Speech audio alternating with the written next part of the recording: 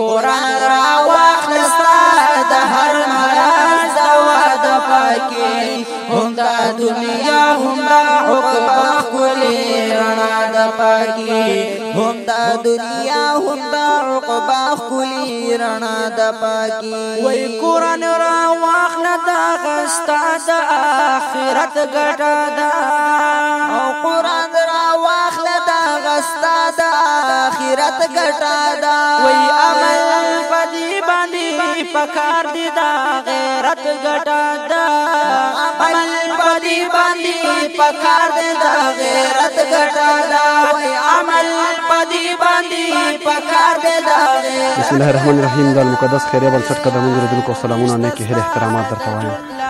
درنو ملګرو، ننګرهار اچین ولسوالۍ د پېښې د کندرو کلي د انارباغ دغې مدرسې ته راغلي.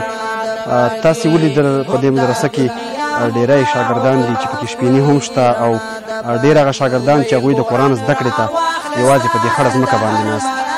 درنو ملګرو، موږ او تاسې په حجرو او په خپلو کورونو باندې په نورو فضولیاتو باندې څومره پیسې مصرف کوو. د الله د دین په زده کړه باندې موږ هیڅ مصرف نه دی کړی. نن چې مو د دغو ماشومانو حالات ولیده، د دې مدرسې حالات مو ولیده، ډېر زیات خفه شوم. جومات ته په دې مدرسه کې په دغه جومات کې صفونه نشته، یوازې 5 یا 6 صفونه به یې لګېږي. د دغو ماشومانو دپاره چې کوم تعمیر دی دا د منځه تللی دی. د دې تر څنګ نورې ستونزې هم وي. نو موږ اوس لپاره دغې مدرسې ته 20 کوره مسجدونه چې په 400 افغانۍ باندې یاده شو، همدارنګه 1480 افغانۍ مو پلشته کور ته واخیسته، 1000 افغانۍ باندې یوه درۍ وشو، او همدارنګه په 400 افغانۍ باندې 3 درجنه سپارې وشوې. نو ټوله د دورونو مرسته 15580 افغانۍ وي. خو په دې مدرسه کې اوس هم ډېرې ستونزې دي. دا چې نورې کومې ستونزې دي د دې مدرسې دغه محترم قاري صاحب به یې راته ووایي. او قدرمن دوستانو دغه ویډیو در سره ډېر شیر کړئ او د الله تعالی په دغه سپېڅلي کور باندې مصرف وکړئ او د دغې په هکله راسره مرسته وکړئ.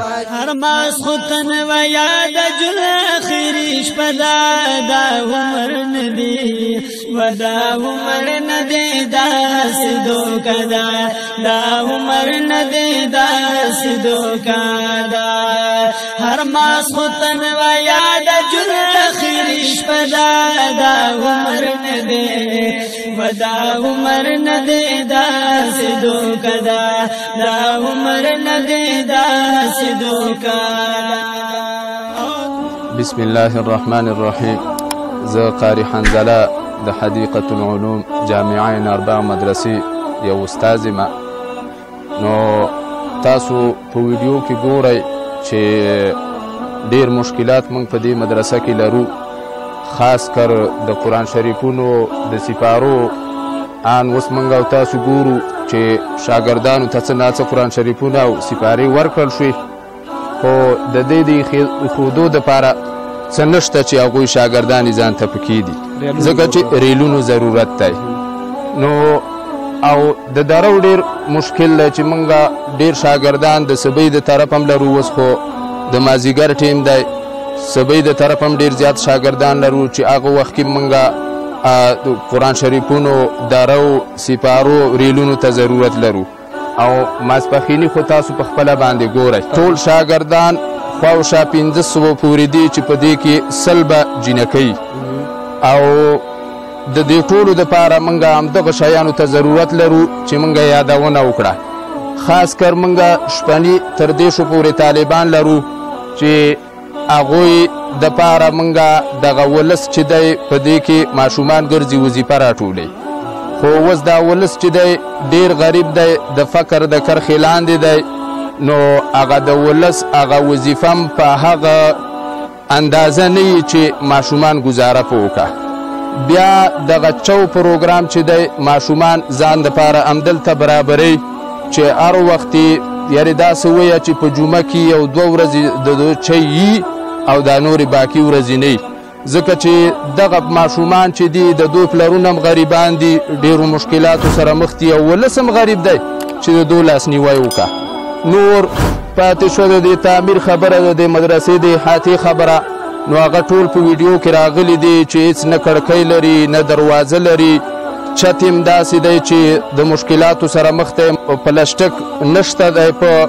نو دلته موږ خو د ماشومانو هغه تعداد وښوده چې دومرې ماشومان موږ لرو، نو دلته دغه تعمیر کې چې دی موږ صرف 3 کوټې لرو، هغه کمزوري دي، وړې دي او په بارانونو کې یعنې ژمی راغی، په ژمي کې ډېر زیات بارانونه دي او وریځ خو خامخا هر وخت وي، نو بیا ماشومان نشي کړی چې باندې په یخنۍ کې یا په خوړ کې یا په بل ځای کې موږ کینولي، ځکه چې ماشومان نو هغو دپاره باید چې کوټۍ او هغه هم توده چې په هغه کې درس ویي، هر څه یې په نش باندې حساب دي.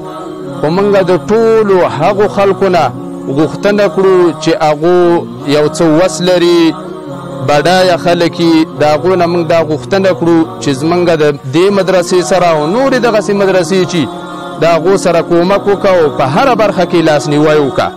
موږ جومات ته یې دلته چې په هغې کې بیخي نه صف شته نه دری شته، موږ چې کله مانځله ورځو هم بیا د ماشومانو نه دغه کومې درۍ چې دي دا ټولې کړو او هلته د مانځه دپاره ورشو او په هغې کې مونځ ادا کړو او بیا بیرته د هغه ځای نه هغه درۍ راټولې کړو، ځکه چې په خاورو باندې خو مونځ هم ناشونی دی، نو بیا بیرته هغه درۍ دلته راټولې کړو. نو ټولو خلکو نه موږ هغه خیریه بنسټونو نه غوښتنه کړو چې او خاص کر د المقدس خیریه بنسټ نه دا غوښتنه کړو چې زموږ د دې مدرسې پوره لاسنیوی وکړه او موږ د دوی همکارۍ ته ضرورت لرو.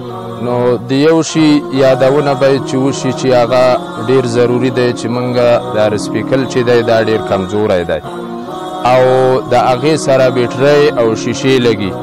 نو موږ اوس د مزې د نشتون د وجې رسپیکل را انتقال کړی دی، د مدرسې په سر هم لګولی دی، د دې د خاطره چې مزه یې نشته چې مزه یې موږ بیا رسپیکل پاس د هغه پور په سر یا د هغه ډوه کې هم لګولی او د غره په سر هم لګولی. ټول ولس ته خیر ورسېږي او هغوی اذان واوري او د خپلو بچیانو تلاوتونه او هغه څه چې زده کړي دي هغه واوري. یو سولر او یو بیټري او یو رسپیکل او زمونږ په اصطلاح باندې هغه څوک هغه کاټوخي موږ ورته یو هغه لګي، نو د سپیکر مکمل سامان چې هغه موږ سره د هغې کومک وشي چې بس ټول خلک د دې نه یو فایده واخلي او یو څه تر زده کړي. د زنځیر کړۍ کړۍ مې هر ارمان شو، لویه خدایه د خپل کور راته زندان شو، لویه خدایه د خپل. قدرمن دوستانو، تاسو ته د مدرسې د محترم قاري صاحب خبرې واورېدې. څومره هیوادوال چې یې که د هیواده بهر یې که په هیواد کې دننه یې د دغې مدرسې ستونزې تاسې په خپله ولیدې. د الله تعالی د قرآن او د الله تعالی د سپېڅلي کتاب زده کړه په خړه ځمکه باندې کېږي. هغه ورونه چې په دغه برخه کې خپلې شتمنۍ مصرف کړي نو د دغې صدقې به الله رب العزت ورته بې شمېره اجرونه ورکړي. ستاسو مرستې ستاسې صدقې هغه ځایونو ته رسېږي چېرته چې دغسې تور غرونه وي او دغسې خړې ځمکې وي، الله رب العزت به یې درته بې شمېره اجرونه درکوي. نو دغه دوه ورونه کور یې ودان ژوندي دي، اوس یې الله دې دوی په مال او جان کې برکت واچوي. نورو ورونو هم غوښتنه کوو چې د دې مدرسې په ستونزو کې را سره جدي مرستې وکړي. ډېره زیاته مننه.